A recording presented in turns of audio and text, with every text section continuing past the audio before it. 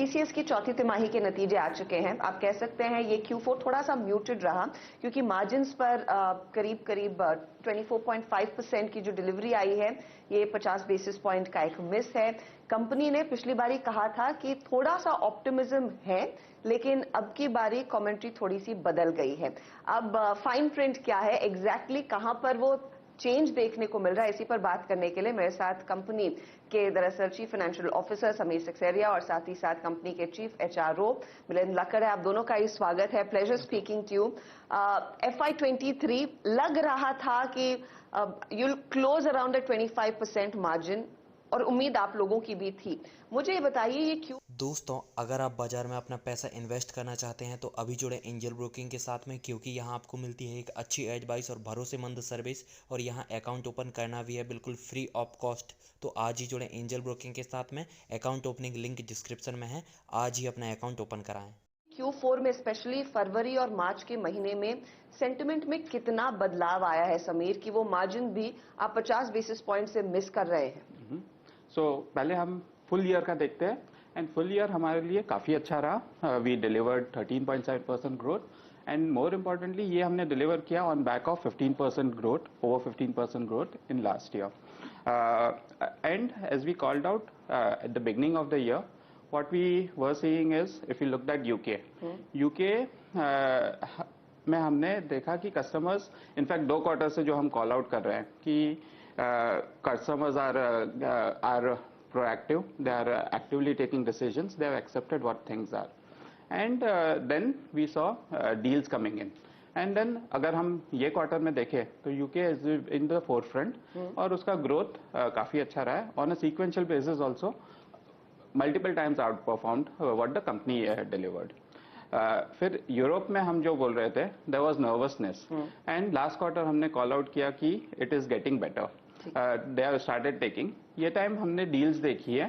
So between UK and Europe जो extreme consciousness था started changing over the period in the last 1 year towards the better.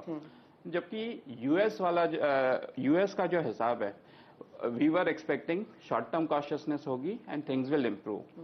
What turned out is, given the banking crisis and what led to the financial volatility, things did not improve and went to the worst, and that is what has been impacting. Coming to our margins part, given what we saw at the beginning of the quarter, we planned that we could deliver at 25%, and what came out, I think, is reasonably well given the situation, because agar hum dekhe, what we planned was with a growth, what we were seeing at that point of time. The increasing negativeness which came in February and March, as you rightly called out, causes an immediate impact on revenues. When projects get paused or new projects don't start, our costs remain sticky. Costs वैसे के वैसे रहते हैं in the short term. It takes time to align this cost structures. That is where this impact came in. तो कितना ये जो currency का फायदा आपके हाथ लगता हुआ दिखाई दे रहा है, उसने इस पेन को ऑफसेट किया है? अट्रिशन भी कम हुआ है, तो कुछ जो पेन है वो ऑफसेट हुआ है। How much have these positives absorb the actual pain? Absolutely, हमारे मार्जिन्स अगर देखो क्वार्टर के सीक्वेंशियली फ्लैट रहे हैं। उसमें हमने सीक्वेंशियली अगर आप हमारे बीए कॉस्ट को देखें, we are tactically focused on it, on reducing that cost, and there is a significant reduction. Second, operational efficiencies and small bit of benefit coming in from margin. On a flat thing, those numbers are not material, but 10-20 basis points coming in from currency, right? Put together, that was offset by increasing in manpower cost. Manpower cost का जो increase है is some part of high cost BS जो हमने tactically restructure किए हैं, उसकी तरफ से जाता है. There's increased planned shifting of mobility to overseas. Correct. And there's some increase on hiring and insourcing also for the deals which we have taken. So that's the overall balance. I'll come to the hiring part, but क्योंकि sentiment इतना important है और आपने क्योंकि पहली तिमाही के लिए आउटलुक नॉर्मली देते नहीं हैं, मैं आपसे ये समझना चाहती हूँ कि BFSI पर जो प्रेशर नॉर्थ अमेरिका से आया है, अब यहाँ पर लोग क्या पैसा बिल्कुल नहीं खर्च कर रहे हैं, कम पैसा खर्च कर रहे हैं? जब आप कहते हैं सेंटिमेंट बदला है, कैसे बदला है? If you could quantify that. So अगर आप देखो तो there is a dichotomy to an extent, because immediate there is risk averseness and caution because customers ने जो discretionary spend है वो या तो pause की है in some for some customers who are getting increasingly cautious या जो नए projects की शुरुआत करनी है वो उनको delay किया है जो non critical projects है. That is where an immediate impact is coming in. But अगर आप हमारे bookings देखें, they are at 10 billion. Correct. US is at 5 billion. BFSI is at 3.1 billion. So they are increasingly investing or committing to new initiatives. And these would be initiatives जहाँ पे उनको cost optimization चाहिए. There is increasing interest towards that. The other agendas in terms of cloud transformation or modernization of the core, जहाँ उनके पूरे systems को वो future ready करना चाहते हैं, वो investments जारी है. So medium to long term growth we don't see an impact. Too difficult to call out what would happen in a short term basis. क्योंकि आप बार-बार ऑफ कोर्स क्लाइंट से बात करते रहते हैं और एक चीज हमने नोटिस की है कि BFSI में जो क्वार्टरली रेवेन्यू ग्रोथ है जो डबल डिजिट में होती थी and it was skirting around 13-14% has slowed down to 9% in Q4. अब यहाँ से क्या ऐसी सिचुएशन आ सकती है कि ये और भी थोड़ी सी फिसले? क्या इस समय क्लाइंट से जब आप बात करते हैं उनमें डर है कि वो कॉशियस है? ये समझना जरूरी है to perhaps try and guess what would happen to BFSI growth forward. See, what we have seen, Harshada, is initially there is a immediate reaction, and then there is rationality which comes in, and they start investing into it. Let's expect that. Right now there is cautiousness, and with what has happened in the last, what you would have seen also in the last 3 months, you would have seen how sentiments have changed significantly. So that's what is reflecting, and going by past precedents, we would expect that once the overall reaction is over, there would be, because technology remains a core and an enabler to help them achieve their objectives, whether it is reducing cost, going for being future ready, or having an enterprise which is agile and resilient. So I think technology should remain the. तो caution, not fear. Yes. Okay. Attrition costs कम होते हुए दिखाई दे रहे हैं. Is it likely to get better in the coming quarters? Absolutely. It will be better. I mean, we are, if you look at, we came from 21.3 to 20.1, which is, LTM wise ऐसा कम दिखता है, कम हुआ है.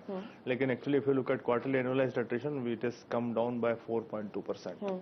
और वो trend continue रहेगा और attrition is going to go back to pre-pandemic levels in the second half of this year. Okay, that's good to note. ये बताइए आपका प्लान क्या रहेगा हायरिंग को लेकर, क्योंकि हमने देखा इन द लास्ट 2 क्वार्टर्स कई कंपनियों ने जो ऑफर्स दिए थे उनको होल्ड पर रखा. There's been a lot of layoffs across of course startups and other companies as well.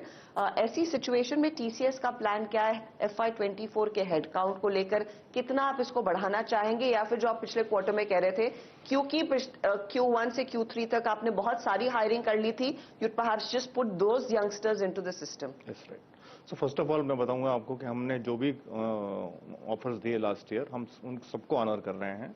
Some people, most of them have got onboarded, some of them are getting onboarded even now. So वो तो एक वो हमारा, that is how we operate and that is how it's going to be. That does not change.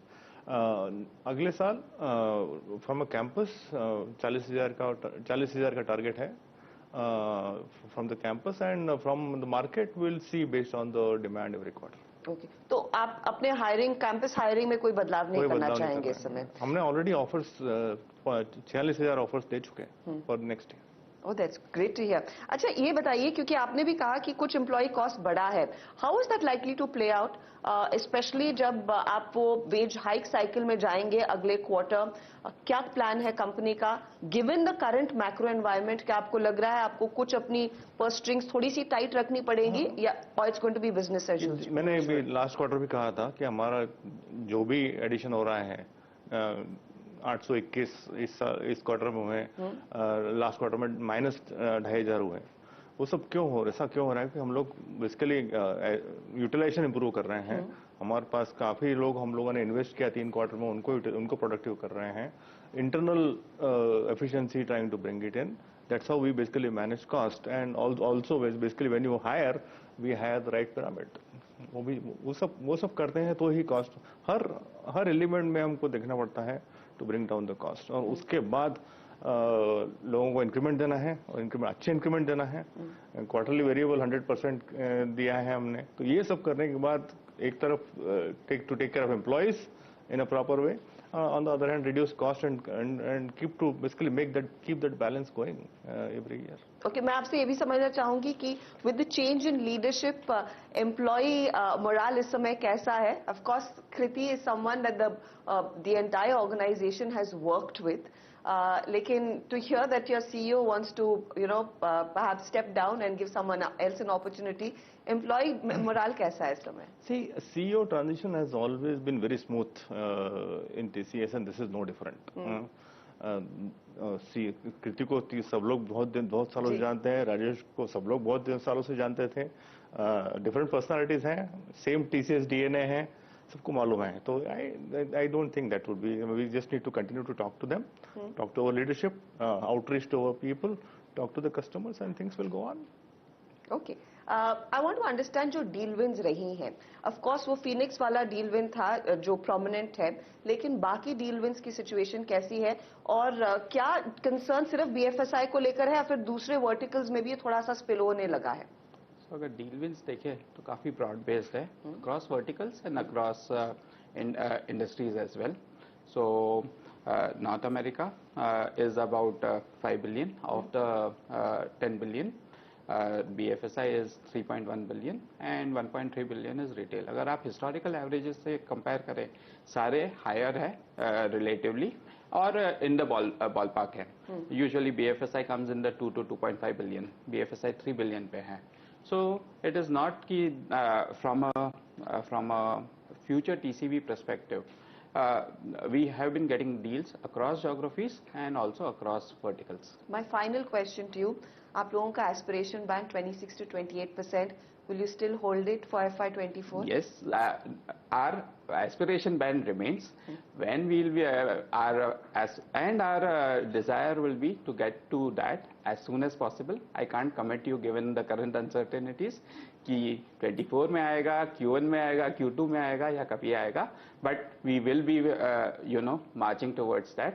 We did that in the current financial year and that will continue. बहुत बहुत शुक्रिया हमारे लिए समय निकालने के लिए and all the very best for FY24. Thank you, Harshada. Thank you.